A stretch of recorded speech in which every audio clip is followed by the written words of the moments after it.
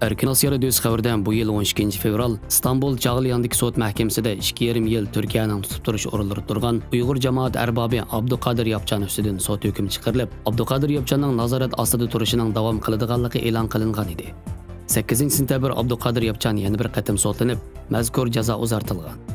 Bu qatimki sudga Abduqodir Yopchanning advokati İbrahim Ergin qatnashgan bo'lib, sud İstanbul vaqti 15 da boshlangan. Aldı bilan Abduqodir Yopchanni oqlash uchun İbrahim Ergin Xitoyning Abduqodir Yopchanga jinoyat ortish uchun ko'rsatgan dalil paketlarining uni jazolashga yetarli dalil paket bo'lolmaydiganligini o'ttirib qo'ygan va Turkiya qonuni bo'yicha Abduqodir Yopchanning jinoyat yo'qligini, uningga berilgan jazoning darhol bekor qilinishini talab qilgan. Oxirida sud hukm chiqarib, Abduqodir Yopchanning nazorat ostida turishining davom qiladiganligini, yana bir qatimliq sudning 2021-yili 11 martda ochildiganligini e'lon qilgan.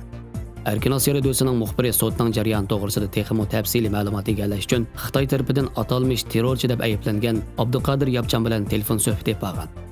Abduqodir Yopchan o'zining Xitoyning tuhmat qilishi bilan 2016-yili 11 avgustdan 2019-yili 2 fevralgacha 32 oy tutib turish yerlarida yotganligini, Xitoyning dalil isbotsiz holda Turkiyaning o'zini qaytarib berishini talab qilganligini, o'zining 19 yildan buyon Turkiyada turayotganligini, qonunga xilof ish qilmaganligini bayon qilgan. Advokat İbrahim Ergen muxbirning ziyoratini qabul qilganda Turkiya sotining aslida qonun bo'yicha Abduqodir Yopchanga bergan nazorat ostida tutib turish jazosini amaldan qoldirish kerakligini,